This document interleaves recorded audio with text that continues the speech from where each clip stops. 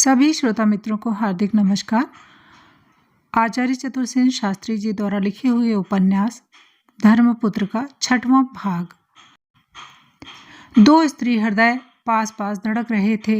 दोनों अम्लान अनाघ्रात कौमार्य के पुनीत तत्व से ओतप्रोत शुद्ध सरल प्रेम से लबालब, किंतु एक ज्ञात दूसरा अज्ञात। केवल एक ही पौरे आगे बढ़ने से दोनों में इतना अंतर पड़ गया था, इन्हीं कुछ क्षणों में। माया की वह मर्म पीड़ा और दिलीप का औद्धत्य सभी ने देख समझ लिया। इससे डॉक्टर अत्यंत मर्माहत हुए। अरुणा देवी भी विचलित हुई। इसी समय पति पत्नी में बातें हुई। अरुणा ने कहा, तुम तो शायद कुछ भी नहीं समझते। क्या? लड़की को कितना दुख हुआ है। मैं स्त्री जात हूँ, उसका दुख समझ गई हूँ। मानती हूँ उसे हमारे द्वार पर इस तरह ना आना चाहिए था। पुरानी परिपाटी अच्छी थी, परंतु इसके इस आने को मैं निंद नहीं समझती। एक ही दृष्टि से मैंने उस रत्न का मूल्य समझ लिया। यदि वह तिल भर भी यह संदेह मन में करती कि यह रिश्ता होगा ही नहीं, तो वह इधर कदम भी नहीं रखती। वह जैसी सरल है वैसी ही मानवती भी है। वह स्वयं ही विदुषी है, समझदार है। फिर उसके पिता साथ हैं। कितने सत्पुरुष हैं, कितने महापुरुष हैं। मैंने तो ऐसे साधु सज्जन कोई देखे नहीं। अब क्या हमारे द्वार से हमारी लक्ष्मी सूनी लौट जाएगी? यदि ऐसा हुआ तो हमारी मर्यादा गई समझो। मैं तो इस शर्म को ढोकर जिंदा न रह सकूंगी। लेकिन मैं करूं क्या? तुम ही कहो। दिलीप से मैं सब कुछ कह सुन चुका, तुम भी कह चुकी। वह अपने मन का है, देखती ही हो। क्या मैं उसके साथ जबरदस्ती करूं? जबरदस्ती करने पर वह घर से भाग न जाएगा, इसकी क्या गारंटी है? फिर इस तरह भैंसा बैल की अनमोल जोड़ी रस्सी से जबरदस्ती बांध देने से कहीं गृहस्थी की गाड़ी चलती है? तुम ही कहो। नहीं चलती। दिलीप से जबरदस्ती करने की हमें जरूरत नहीं। वह हमारा लड़का नहीं है, पराया है, विधर्मी है। दूसरे वह क्या है? उन्हें उसका सच्चा परिचय दे दीजिए। उसकी सब जमीन जायदाद उसे दे दिवाकर यहाँ से उसका मुंह काला कीजिए। हमसे उसका कुछ सरोकार नहीं है। जरा धीरे बोलो। यह तुम क्या कह रही हो? दुनिया पर जब यह बात खुलेगी तो दुनिया क्या कहेगी? सोचो तो। और स्वयं दिलीप की क्या हालत होगी? देखती हो विचित्र ढंग से वह सांप्रदायिक आदमी बन गया है। एक कट्टर हिंदू की तरह रहने में वह अपनी शान समझता है। अब उसे यह पता लगेगा तो अजब नहीं पागल हो जाए या जान दे दे। फिर माया का उससे क्या भला होगा? उसका दुख तो और भी बढ़ जाएगा। उसका उपाय क्या है? उसका उपाय भी है, मैंने सोच समझ लिया है। कौन उपाय? मैं अपने सुशील से माया का ब्याह करूंगी। तुम राय साहब से कह दो, लड़की मेरे घर से सुनी ना जाएगी। डॉक्टर कुछ देर चुप रहकर बोले, यह क्या ठीक होगा? और सुशील ही क्या राजी हो जाएगा? सुशील तो मेरे पेट का पैदा हुआ लड़का है। तुमने क्या उससे बातें की हैं? नहीं की, पर इससे क्या, वह ना न कहेगा। डॉक्टर ने सिर खुजाकर कहा, अच्छा, बिरादरी में जो बवंडर खड़ा होगा। दिलीप से ब्याह करते तो क्या ना होता? शायद होता। तो अब भी होने दो। क्या होती है बिरादरी, मैं परवाह नहीं करती। डॉक्टर ने संतोष प्रकट किया। पत्नी के प्रस्ताव से सहमत होते हुए उन्होंने कहा, अच्छी बात है, मैं राय साहब से सुबह बात करूंगा। बात करके ही रह जाना ना होगा। सगाई और गोद की रस्म भी कल ही को करनी होगी। अब मैं कच्ची बात थोड़े ही करूंगी। सुशील से जरा पूछ तो लो। सुशील को तुम मेरे ऊपर छोड़ दो, तो तुम जानो। डॉक्टर एक प्रकार से आश्वस्त होकर सो गए। सुबह जब राय साहब ने चलने का उपक्रम किया तो डॉक्टर ने नम्रतापूर्वक कहा, जाना तो आज ना हो सकेगा आपका। सुशील की माँ की यही इच्छा है। डॉक्टर जैसे इस बार दिलीप की माँ कहना ही भूल गए। राय साहब ने अचकचाकर कहा, क्यों, क्या बात है? जाना तो अवश्य होगा। मेरे कोर्ट में केस है। यहाँ के केस को पहले निपटाना जरूरी है। डॉक्टर ने रसिकता से कहा, जरा साफ साफ कहिए तो समझूं।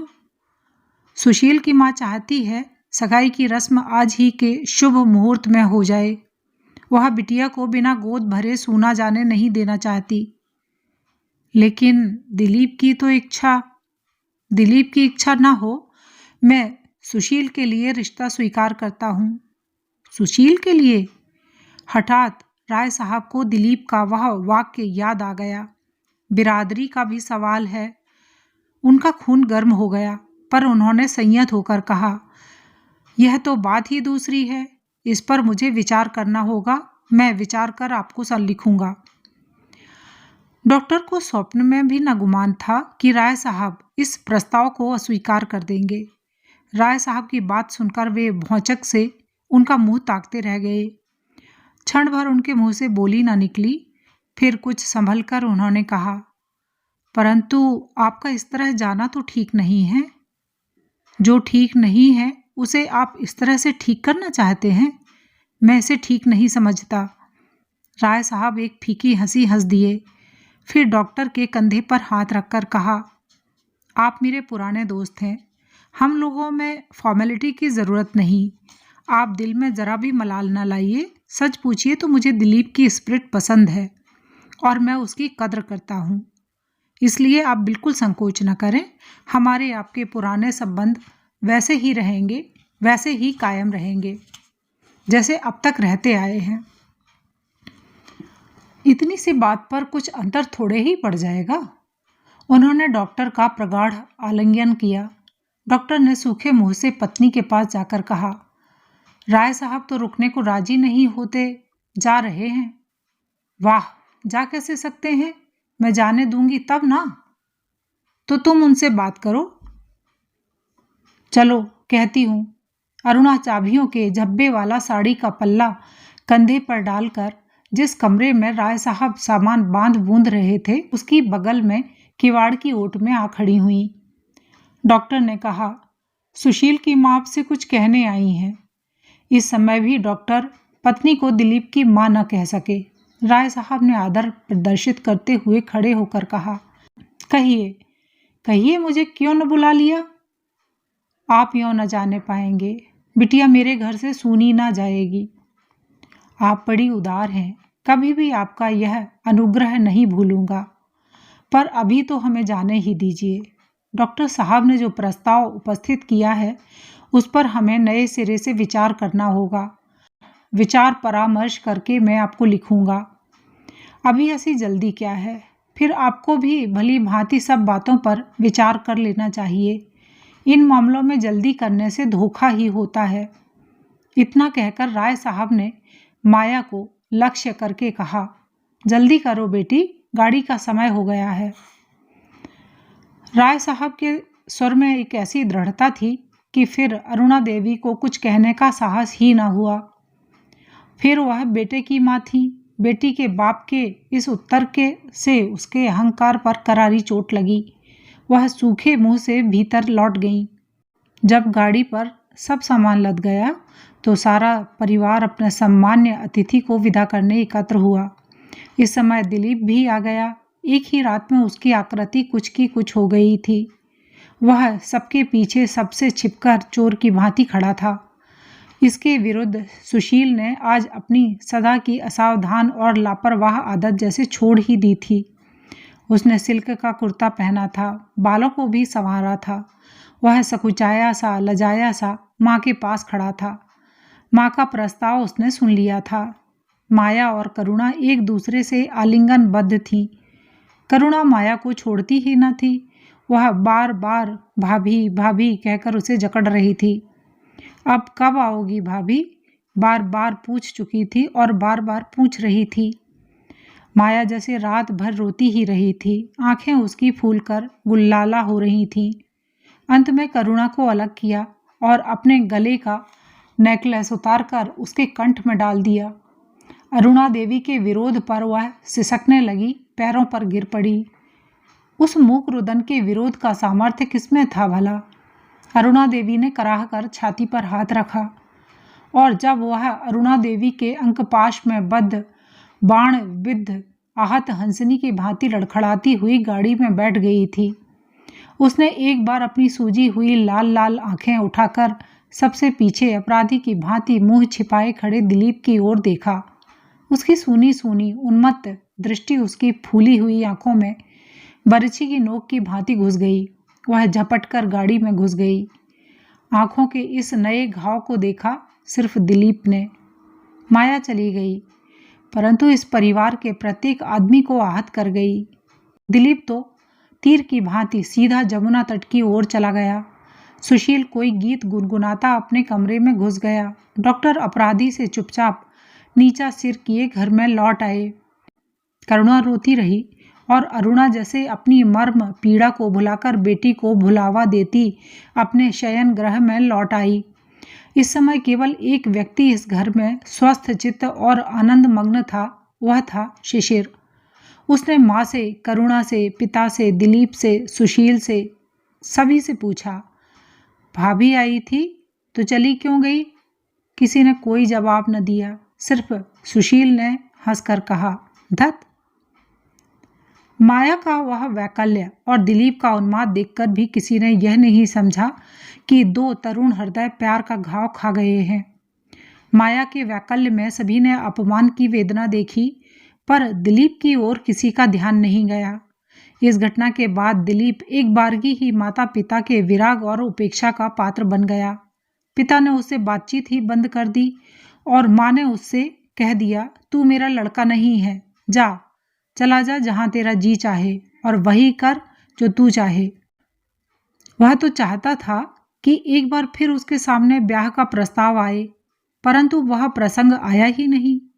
दिलीप अपने दिल की बात खोलकर किसी से कह नहीं सका। मन ही मन घटता रहा। अब उस घर घर में सर्वत्र सूना लग रहा था।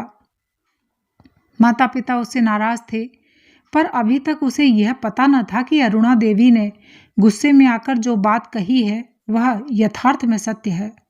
ऐसा होता या सच्ची बात का उसे पता लग जाता तो शायद वह इस परिस्थिति में आत्मघात ही कर लेता। अब वह बहुधा नित्य ही बहुत जल्द सुबह उठकर जमुना किनारे चला जाता और कभी कभी तमाम दिन वहीं पड़ा रहता। राष्ट्रीय संघ के नाम में भी अब उसे रुचि नहीं थी। संघी साथी उसे कोंचते, वह गुमसुम सभी के उलाहने सुनता। अपनी विरह वेदना किसी पर प्रकट करना उसके लिए शक्य न था। वह किसी को दिल की बात कहे, ऐसा कोई उसका हितु मित्र न था। यह उसने अब जाना। माया के प्रति मन ही मन सुशील के मन में भारी मोह उत्पन्न हो गया था। उसे आशा बंध गई कि उसका विवाह माया से हो जाएगा। वह यद्यपि बड़े ही उच्छृंखल स्वभाव का था, परंतु इस प्रकरण से कच्चा था। वह अभी से मन में बड़े बड़े मंसूबे बांधने लगा। माया फॉरवर्ड लड़की है, वह पर्दे की रानी बनकर तो बैठने की नहीं। हम लोग कंधे से कंधा भिड़ाकर आंदोलन करेंगे, बढ़ बढ़कर भाषण करेंगे। माया का चमत्कारिक व्यक्तित्व तो हमें नेतृत्व की चोटी पर खींच ले जाएगा। सुशील इस प्रकार अपने अस्त व्यस्त जीवन को माया की कल्पना के सहारे व्यवस्थित करने लगा। करुणा घपले में पड़ी थी, उसे भीतरी बातों का कुछ भी पता न था। जात बिरादरी के झमेलों से वह दूर थी। दिलीप के जन्म के संबंध में भी वह कुछ नहीं जानती थी। माया उसकी भाभी बनकर आई है, बस यही उसके लिए काफी था। उसने यही सुना था, बड़े भैया से नहीं सुशील भैया से, कि उसका ब्याह होगा। यह सब अदला बदली क्यों हो रही है, यह वह समझ नहीं पा रही थी, पर उसे संतोष था कि ब्याह चाहे जिस भैया से हो, वह भाभी तो रहेगी ही। उसके लिए यही यथेष्ट था। करुणा से ही बात फूटकर दिलीप के कान में पहुंची। दिलीप के लिए यह मर्मांतक था। यद्यपि यह बात न दिलीप जानता था न सुशील कि राय साहब ने अभी यह रिश्ता स्वीकार नहीं किया है, परंतु सुशील में ज्यों ज्यों इस रिश्ते के संबंध में उत्सुकता और उद्वेग के चिन्ह आते गए, त्यों त्यों दिलीप का क्षुब्ध मन हाहाकार से भरता गया, जो शीघ्र ही सुशील के प्रति तीव्र प्रतिहिंसा और विद्वेष का रूप धारण कर गया। अरुणा देवी को दिलीप की ना ने तो आहत किया ही था, राय साहब की ना ने उन्हें और भी मर्माहत किया। वे बारंबार अपने को धिक्कारने लगी कि क्यों उन्होंने यह प्रस्ताव किया, क्यों फिजूल सुशील के मन में एक नई आशा, नई भावना की जड़ जमाई। वे आत्मग्लानि से भरी जा रही थीं। उन्होंने उस सुबह जब सुशील को बुलाकर कहा था, मैं तेरा ब्याह माया से पक्का कर रही हूँ रे, तो उसने कुछ हंसकर, कुछ लजाकर निरीह बालक की भांति कहा था, जैसा तुम ठीक समझो वही करो माँ। अब वे सोच रही थी, यह ठीक नहीं हुआ, इतनी उतावली की क्या जरूरत थी।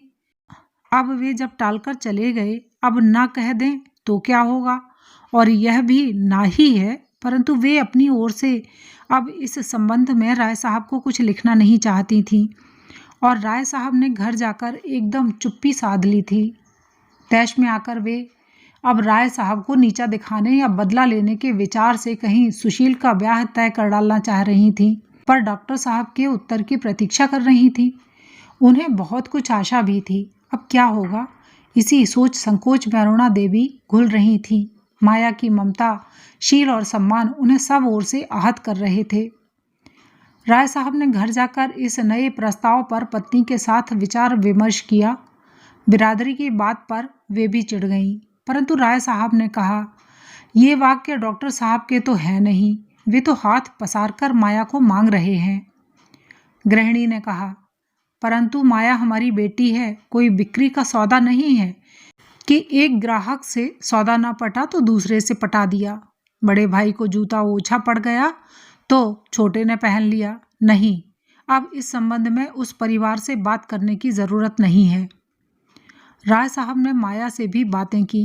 माया ने दृढ़तापूर्वक इनकार कर दिया, परंतु माया की इनकारी में माया के हृदय का जो प्रच्छन्न निगूढ़ प्रेम भाव दिलीप के प्रति था, उस पर उनकी दृष्टि नहीं गई। उन्होंने वही सोचा कि दिलीप के प्रतिक्रिया स्वरूप ही माया विरोध कर रही है। उन्हें यह युक्ति संगत और आत्मसम्मान मूलक ही प्रतीत हुआ कि वे उस परिवार में अब ब्याह की बात ही न करें, परंतु शीघ्र ही माया के वैकल्य का सही कारण उन्होंने जान लिया। जानकर वे बहुत चिंतित हुए। उन्हें क्या करना चाहिए यह निर्णय वे ना कर सके। बहुत सोच विचार कर उन्होंने इस संबंध में मौन ही धारण करना ठीक समझा। उन्होंने सोचा, समय के साथ परिस्थितियां बदलेंगी, तब देखा जाएगा। उन्होंने डॉक्टर को भी कोई जवाब नहीं दिया, डॉक्टर ने भी उन्हें नहीं लिखा। 2 साल बीत गए। सुशील और दिलीप के लिए अनेक रिश्ते आए, पर उन्होंने नहीं लिए। उनके मन में जहां माया का प्रश्न शूल बनकर चुभ रहा था, वहां दिलीप का अस्तित्व एक बड़ी बाधा बना हुआ था। दिलीप के मन में जो एक गहरी वेदना थी, उस पर भी किसी ने ध्यान ही नहीं दिया। राय साहब ने भी माया के ब्याह की चर्चा नहीं की। कालचक्र अपनी गति पर घूमता चला जा रहा था। यूरोप युद्ध की ज्वाला में जल भुनकर खाक हो रहा था। हिटलर थल, जल और वायु में सर्वग्रासी महाकाल बना नर रक्त में स्नान कर रहा था। महाराष्ट्रों के गर्वीले राजमुकुट भूलुंठित हो रहे थे। ब्रिटिश साम्राज्य महासंकट से गुजर रहा था। यूरोप का वह महान मेघ खिसकता हुआ एशिया और प्रशांत क्षेत्र को छू रहा था। भारत में अशांत वातावरण भरा था। हर एक चीज महंगी हो रही थी। ऑर्डिनेंसों और जोर जुल्मों की भरमार हो रही थी। कांग्रेस का नेतृत्व बूढ़े और ठंडे दिल नेता कर रहे थे। वे कह रहे थे कि ठहरो और प्रतीक्षा करो, पर सुभाष का गर्म रक्त प्रतीक्षा करने का धैर्य न रख चमत्कारिक ढंग से भारत से गायब हो चुका था, और अब उनकी जर्मनी और सिंगापुर या बर्मा से निरंतर होने वाली रेडियो स्पीचों ने देश को हिला डाला था। अंग्रेजों ने गुलाम भारत को और भी कसकर भारत रक्षा के नाम पर ऑर्डिनेंसों की जंजीरों में जकड़कर जबरदस्त युद्ध साधन बना लिया था। उत्तेजना और असंतोष से भारत की धमनियों का रक्त खौल रहा था। विद्रोह की प्रचंड बवंडर की सूचना भारत के प्रत्येक युवक के गर्म निश्वासों में मिल रही थी। जर्मन नाजी सेनाएं एक के बाद दूसरे देशों को आक्रांत करती अबाध गति से बढ़ती जा रही थी। फ्रांस कब्र में कराह रहा था और ब्रिटेन की आंखें पथरा रही थीं और नाड़ी छूट रही थी।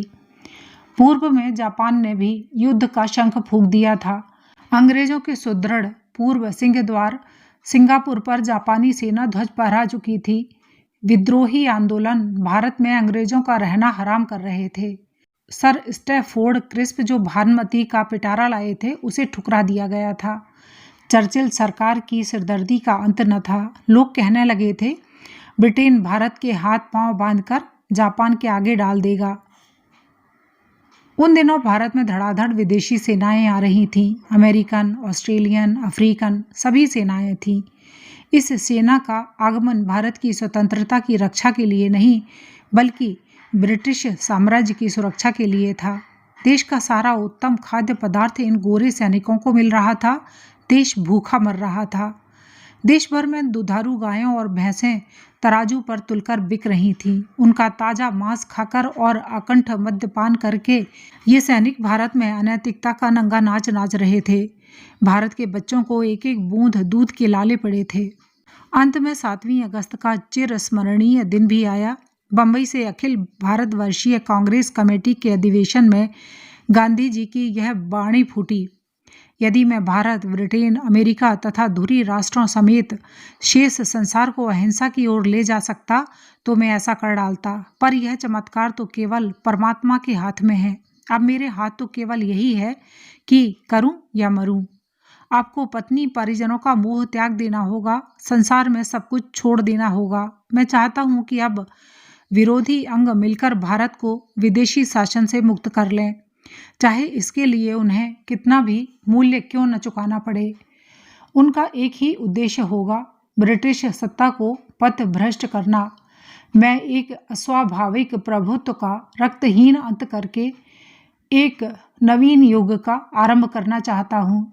यह हमारा अंतिम संग्राम है और इसमें 2 महीने से अधिक समय न लगेगा, परंतु लाखों मनुष्यों को एक साथ आगे बढ़ना होगा और भारत दास्ता की जिन जंजीरों में बंधा है उन्हें तोड़ना होगा। हमारे संघर्ष में वे सभी कार्य सम्मिलित होंगे जिनसे वह शीघ्र एक दुर्दमनीय शक्ति का रूप धारण कर ले। संक्षेप में मैं कहूँगा, करो या मरो। हम ब्रिटिश शासन का पूर्ण अंत चाहते हैं। यह वह जहर है जिसे छूते ही सब चीज़ें दूषित हो जाती हैं। यह भावना 12 वर्षों से मेरे मस्तिष्क में काम कर रही है। मैं अब ठहर नहीं सकता। हमारे खतरे स्पष्ट हैं, परंतु हमें उनसे डर नहीं है। भले ही देश में अराजकता व्याप्त हो जाए, मैं कहूँगा राष्ट्र के पास में जो कुछ है वह उसकी बाजी लगाने से भी ना चूके। यह मेरे जीवन का अंतिम संघर्ष है। मैं अंग्रेज़ों से कहूँगा कि वे समय रहते भारत छोड़ दें और आपसे कहूँगा कि आज से अपने को स्वतंत्र व्यक्ति समझें और उसके लिए मर मिटने को तैयार हो जाएं। उसी दिन गांधी जी सहित सब चोटी के नेता कैद कर लिए गए। 9 अगस्त के प्रभात ही से देश में विद्रोह फैलने लगा। आकार, विस्तार, त्याग, बलिदान, संगठन शक्ति, जनोत्साह, ध्येय, नीति निपुणता सभी दृष्टियों में वह महान था। इसलिए लगभग 6-7 हजार आदमी मरे, 1 गांव से अधिक जेल गए, 1 करोड़ से भी अधिक रुपया जुर्माना हुआ। गांव के गांव वीरान हो गए। लगभग 4 करोड़ आदमियों ने खुले रूप से इस विद्रोह में भाग लिया। यह खुला विद्रोह गोलियों की बौछारों के साये में खड़ा हुआ। 1000 के ऊपर जगहों पर गोली चली। विद्यार्थियों ने लाखों की संख्या में इस आंदोलन में योग दिया। देशी राज्यों तक इस विद्रोह की आग फैली। सारी दुनिया में दबे पिसे व लुटे लोगों पर इसका गहरा असर पड़ा। नई स्फूर्ति और आशा का संचार हुआ। भारत के इस अभूतपूर्व संग्राम का परिणाम धर्मोन्नत जापान और जर्मनी के आत्मसमर्पण के परिणाम से कुछ भिन्न और विचित्र ही हुआ। डॉक्टर परिवार के सभी बच्चे जागृत ज्वलंत स्वभाव के थे। हमने बताया है कि शिशिर कुमार कांग्रेसी था। यद्यपि उसका विद्यार्थी जीवन था, परंतु इस आंदोलन के नेता बड़े नेताओं के जेल जाने पर विद्यार्थी ही रह गए थे। अब तक उसने कांग्रेस में कभी सक्रिय भाग नहीं लिया था, परंतु अब वह दिल्ली के जागृत जनों का नेता था। नेहरू जब बंबई गए थे तो उन्होंने एक भाषण दिया था। उसमें एक वाक्य शिशिर के कलेजे को बेध गया था। नेहरू ने कहा था, हम समुद्र में डुबकी लगाने जा रहे हैं, इस पार या उस पार, बस इस पार या उस पार। इस वाक्य को शिशिर नहीं भूला। उसने हजारों लाखों बार इस वाक्य को दोहराया और जब उसने सुना कि गांधी और जवाहर दोनों ही और उनके सैकड़ों साथी जेल में बंद हो गए तो उसने मन ही मन कहा, डुबकी तो लग गई, बस अब इस पार या उस पार। उसने होठों में गुनगुनाया। कॉलेज की पुस्तकें उठाकर ताक पर रख दी। उसने दिलीप के पास जाकर कहा, भैया जा रहा हूँ, मैं भारत माता की पुकार हुई है, अब इस पार या उस पार। दिलीप शिशिर को प्यार करता था और इस समय उसका हृदय प्यार पीर से ओतप्रोत होकर अधिक कोमल हो गया था। वह यद्यपि कांग्रेस से घृणा करता तथा गांधी जी को हिंदू मुल्ला कहता था, पर शिशिर के सामने कुछ नहीं कहता था। उसने कहा, शिशिर आग में न कूद, अभी डिग्री ले ले, कॉलेज का सब कैरियर तेरा बिगड़ जाएगा। पर शिशिर ने सुना नहीं। 9 अगस्त को दिल्ली में मुकम्मिल हड़ताल थी। दोपहर के बाद 50,000 व्यक्तियों का भारी जुलूस निकाला।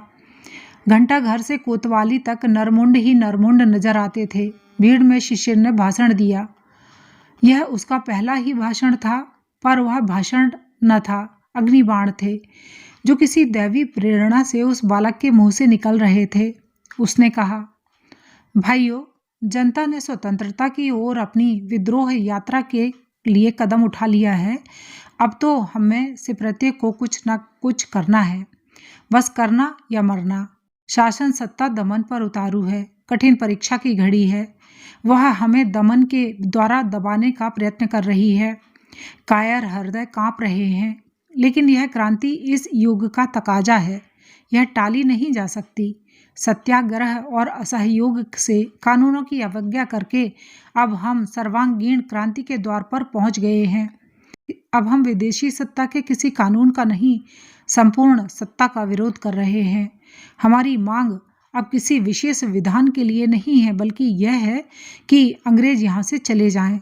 इसलिए आज हमें शपथ लेनी होगी इस बात की कि यह वर्ष हमारी दास्ता का अंतिम वर्ष है, परंतु हमारा शत्रु अभी तक हमारे बीच में बसा हुआ है और हमारे दृढ़ संकल्प को तानाशाही तरीके पर कुचलना चाहता है।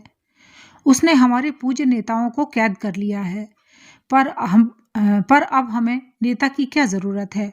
अपना काम हम जानते हैं। अब हम इस स्वतंत्र राष्ट्र के नागरिक हैं। बस हमें दिल्ली के सरकारी भवनों पर से तथा लाल किला से भ्रष्ट यूनियन जैक को उतार तिरंगा राष्ट्र ध्वज फहराना है। आओ आज हम सब अपने काम को बांट लें। तुम में से जो किसान हैं वे उन जमींदारों को लगान ना दें जो अंग्रेजों को मालगुजारी देते हैं। गांव में अपनी पंचायतें खड़ी करो, अदालतों का बहिष्कार करो, फसल या पशु मत बेचो, सरकारी नोट काम में मत लो, अदल बदल से व्यापार करो, लुक छिपकर लड़ाई के लिए तैयार रहो। तुम में जो मजदूर हैं वे कारखानों, रेलों, खानों और जहां वे काम कर रहे हों वहां काम की गति धीमी कर दें। गुप्त रीति से कारखानों को हानि पहुंचाएं। मजदूरी, खाद्य और कपड़े के लिए लड़ें, हड़ताल करें, लुक छिप कर लड़ाई के लिए तैयार रहें। तुम्हें जो विद्यार्थी हैं वे स्कूल कॉलेज छोड़ दें, लुक छिप कर लड़ाई के दल तैयार करें। जो व्यापारी हैं बैंकों से रुपया निकाल लें, अंग्रेजों से व्यापार बंद कर लें। जो सैनिक हैं वे भारतीय राजतंत्र की भक्ति की शपथ लें, देश के विरुद्ध हथियार न उठाएं। पुलिस वाले क्रांति के विरुद्ध कार्रवाई करने से इनकार कर दें। प्रत्येक व्यक्ति अनाधिकारी सत्ता को नष्ट करने पर तुल जाए। इंकलाब जिंदाबाद, करेंगे या मरेंगे, अंग्रेजों निकल जाओ। सहस्त्रों कंठों ने गर्जना करके इन नारों का साथ दिया, परंतु इस वज्र गर्जना में मिल गई बंदूकों की गड़गड़ाहट। डिप्टी कमिश्नर ने पुलिस और सवारों का दल लेकर सभा को घेर लिया और गोली बरसाना शुरू कर दिया। कुछ मरकर गिर गए, कुछ भाग चले, कुछ तड़पने लगे, कुछ हार कर बैठे और कुछ ने फिर गर्जना की, इंकलाब जिंदाबाद, करेंगे या मरेंगे, अंग्रेजों निकल जाओ। और उसी समय धुएं की कालिक सी रेखा म्यूनिसिपैलिटी की संगीन इमारत से उठती नजर आई। साथ ही दीप शिखासी लौटने लगी, जो देखते ही देखते विकराल ज्वाला की लपटों में बदल गई। दिल्ली का म्यूनिसिपल भवन धाएं धाएं जल रहा था। उधर भीड़ ने पुलिस लारी में आग लगा दी थी। गोलियां बरस रही थीं, पर तार के खंभे पटापट गिरते जा रहे थे। दमकल आग बुझाने आई, मगर उसे भी जलाकर सबने खाक कर दिया। फतेहपुरी पर गोरी फौज दनादन गोलियां चला रही थी। भीड़ गली कूचों में घुसकर पीली कोठी पहुंची, जो रेलवे अकाउंट क्लियरेंस हाउस था। वहीं एक थानेदार कुछ सिपाहियों के साथ भीड़ पर पिस्तौल से गोली वर्षा कर रहा था। भीड़ उस पर टूट पड़ी। पीली कोठी में आग लगा दी गई और थानेदार को उसमें झोंक दिया गया। उधर पहाड़गंज में गोरों के बैरक सुलगने लगे। एक ही दिन में अनेकों इमारतें जलकर छार कर डाली गईं। शिशिर गिरफ्तार हो गया। डॉक्टर अमृत राय के घर में विषाद का यह दूसरा चरण था। दिलीप का निषेध प्रथम चरण था। उस चरण ने इस सुखी परिवार के जीवन में चिंता और उदासीनता की छाया उत्पन्न कर दी थी। डॉक्टर अमृत राय और अरुणा दोनों के ही लिए यह चिंता थी। एक पोषित मुस्लिम बालक को अपना पुत्र घोषित करने पर किन सामाजिक बाधाओं का सामना करना पड़ता है, इस पर अभी तक विचार करने का उन्हें अवसर ही न मिला था। अब एकाएक जैसे पहाड़ के समान कोई बाधा उनके सरल जीवन में आ गई। दिलीप का ब्याह मैं किस धर्मनिष्ठ हिंदू लड़की से करूं? कहाँ उसके आदर्शों पर पली लड़की को पाऊं भी तो कैसे उसे और उसके परिवार को इस प्रवंचना में रखूं कि वह जन्मजात मुसलमान का बालक नहीं है, हमारा औरस पुत्र है। और यह बात प्रकट करने पर कौन निष्ठावान हिंदू उससे अपनी कन्या का विवाह करना पसंद करेगा? और यदि दिलीप का ब्याह न हुआ तो छोटे लड़कों की शादी ब्याह फिर कैसे होगी? क्या कहकर इस अपवाद का निराकरण किया जा सकता है कि बड़ा बेटा कुंवारा रहते हुए छोटों का ब्याह हो सकता है? छोटों का ब्याह न होगा तो फिर क्या होगा? लड़की का क्या होगा? डॉक्टर दंपत्ति को गहरी चिंता और व्याकुलता ने व्याप्त कर लिया।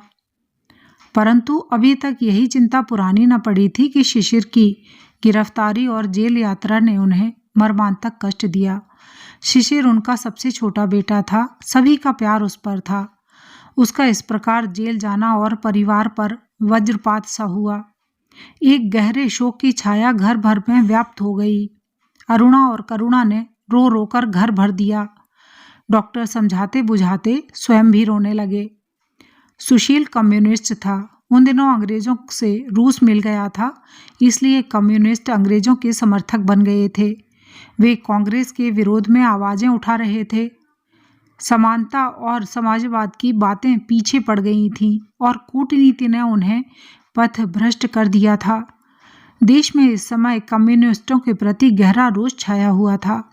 हाल में यह अफवाह उड़ी थी कि सुभाष चंद्र बोस के भारत से पलायन में कम्युनिस्टों ने सहायता की थी, परंतु इसके बाद ही रूस युद्ध क्षेत्र में उतर आया था और एंग्लो अमेरिकन गुट में सम्मिलित हो गया था। इसलिए उन्होंने सुभाष के पलायन का सारा भेद ब्रिटिश सरकार को बता दिया था। इससे देश भर में कम्युनिस्ट के प्रति अवज्ञा और क्रोध की भावना फैल गई थी। यद्यपि कम्युनिस्ट चीख चीख कर प्रचार कर रहे थे और अपने को निर्दोष प्रमाणित करने की चेष्टा कर रहे थे, परंतु इसी समय कम्युनिस्टों के पत्र पीपुल्स वॉर में कम्युनिस्टों ने एक लेख छपाकर तत्कालीन यूनियनिस्ट सरकार की निंदा की थी, जिससे जगह जगह कम्युनिस्टों का बहिष्कार हो रहा था और उन्हें पीठ में छुरा भोंकने वाला दगाबाज कहा जा रहा था।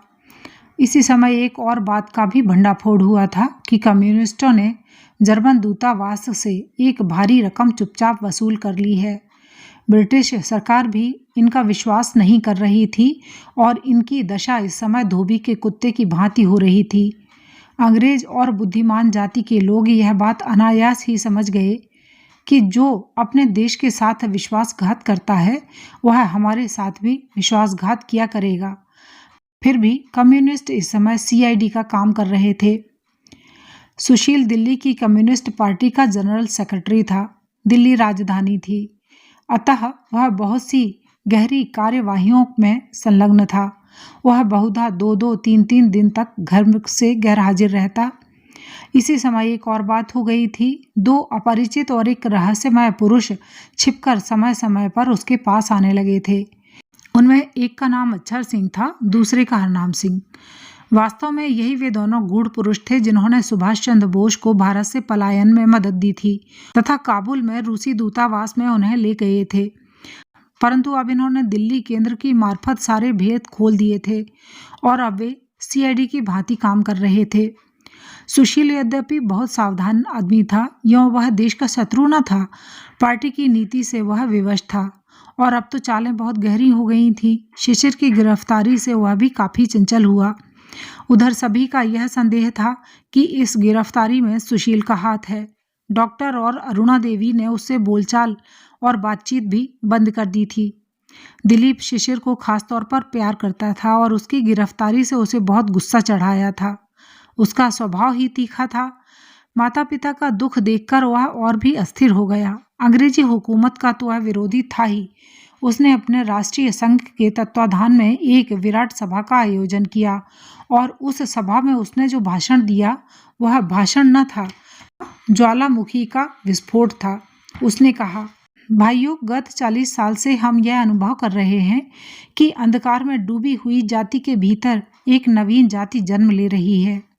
प्राचीन हिंदू जाति धर्मग्लानि के कारण शूद्राशय हो गई थी, जिसे अनेक महात्माओं ने अपनी शक्ति और प्रतिभा को खर्च करके विपत काल से उभारा। उन्हीं के अमोघ प्रभाव से आज नवीन जातीयता के बीज उगते दिख रहे हैं।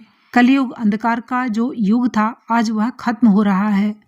देश का तरुण मंडल अग्नि स्फुलिंग के समान पुराने झोंपड़े को ढहाकर नए महल का निर्माण कर रहा है। इस नवीन संतति ने जिस काम का बीड़ा उठाया है, उसे वह बिना पूरा किए शांत न होगी। राष्ट्रीय संघ वही अजेय संगठन है। हमारी इस नवीनता में भी प्राचीनता का प्रभाव है। मैं डंके की चोट पर कहता हूँ कि भारत जब स्वतंत्र होगा, उसकी यही विशेषता उसे संसार के राष्ट्रों का शिरोमणि बनाएगी। सभा में मरमर ध्वनि उठी। दिलीप ने कुछ रुककर कहा, अंग्रेजों, तुमने भारत को पराधीन किया है, पर किस उद्देश्य से? कि तुम उसके बदले में गहरा हाथ मारो। तुम हमें धर्म स्वातंत्र्य देने की बात कहते हो, पर अपने धर्म पर तुम्हें खुद आस्था नहीं है। न तुम्हारे भाव धर्म को छू गए हैं। तुम धर्म को एक व्यर्थ ढोंग समझकर तुच्छ जानते हो। भारत के विशाल मैदान में धर्म के झगड़ों में पड़ने से तुम डरते भी थे। इन झगड़ों के कठिन परिणामों से तुम सावधान थे। इसी से धर्म में आड़ न लगाई। मगर तुमने ब्रह्म धर्म को उत्तेजित किया। किस लिए तुमने मिशनरियों को अपना सगा समझा? तुम्हारे राज्य में हिंदू लड़कों को और लड़कियों को क्यों बाइबल जबरदस्ती पढ़ाई जाती है? इन सब चालों को हम समझते हैं। फिर दार्शनिक हिंदुओं और कट्टर मुसलमानों को धर्म सिखाना टेढ़ी खीर था। तुम्हें बैर भड़क उठने का भय था। तुमने मैसूर और ग्वालियर स्वतंत्र किए, इसलिए कि इन टुकड़ों को डालकर दूसरों का भौंकना बंद करें। सारी सभा उन्मत्त हो उठी। लोग हाथ उठा उठाकर कहने लगे, चले जाओ अंग्रेजों, हिंदुस्तान छोड़ दो, तुम खूनी हो, डाकू हो। दिलीप ने शांत होकर कहा, और आज समय का चक्र घूम गया है। यूरोप की लाश सिसक रही है। ढह गया तुम्हारा साम्राज्य। अंग्रेजों, अपनी खैर मनाओ और यहाँ से चले जाओ। अभी दिलीप के मुंह से ये शब्द निकले ही थे कि धड़ाम धड़ाम चारों ओर त्राही त्राही होने लगी। सैकड़ों आदमी घायल होकर तड़पने लगे। खून के फव्वारे चलने लगे। सभा भवन में भगदड़ हाहाकार मच गया। सारा ही सभा स्थल पुलिस और सेना ने घेर लिया था। जो मर गए थे वे औंधे मुंह पड़े थे। जो जिंदा थे वे सिसक रहे थे। जो घायल होने से बचे थे उन्हें पुलिस के यमदूत पकड़ रहे थे और पकड़े हुए लोगों का अग्रदूत बनकर दिलीप पुलिस की लारी में जा बैठा। अभी आप सुन रहे थे आचार्य चतुरसेन शास्त्री जी द्वारा रचित उपन्यास धर्मपुत्र का 6वां भाग।